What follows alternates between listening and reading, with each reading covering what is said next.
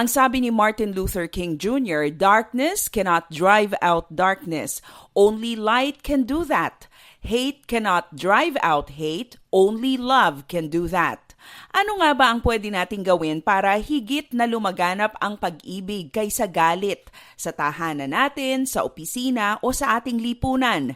Magtanim tayo ng pag-ibig. Magandang araw, ako si Maloy Malibiran sa Lumbides para sa Pro Tips, partner mo sa inspiradong trabaho at negosyong umaasenso. Let us all love one loving deed at a time. At mayroon akong simpleng mungkahi sa iyo na pwede mong simulang itanim ngayon upang sa kinalaunay magbunga ito ng mas loving na environment dyan sa trabaho mo. Una, listen to understand. Maraming mapanakit na salita ang naririnig at minsan nabibitiwan natin dahil sa kakulangan ng pakikinig upang umunawa. If you practice listening first to understand where others are coming from, mas mababawasan ang pagiging mapanghusga ng marami. Makinig ng may pangunawa. Makinig hindi upang hanapin ang mali ng iba. Makinig ng may pag-ibig. Pangalawa, act with kindness without expecting anything in return. Sa trabaho mo ngayon, gumawa ka ng mabuti dahil sa may bonus kapag nahigitan mo ang nire-require sa iyo ng kumpanya. Love always goes the extra mile. Magiliw mong ibibigay ang iyong best para sa mga taong mahal mo.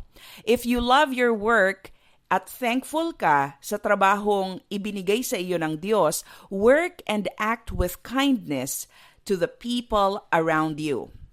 At pangatlo, receive God's love and pass it on. Ang sabi sa 1 John chapter 4 verse 19, we love because He first loved us. Hindi mo maibibigay ang wala sa iyo. If you want to grow into becoming a more loving person, tanggapin mo muna ang pag-ibig ng Diyos para sa iyo. God's love is patient and kind. Love does not envy or boast. It is not arrogant or rude. It does not insist on its own way. It is not irritable or resentful. It does not rejoice at wrongdoing, but rejoices with the truth. Magtanim ng pag-ibig araw-araw. Listen with understanding, act with kindness, and pass on to others the love that you receive from God.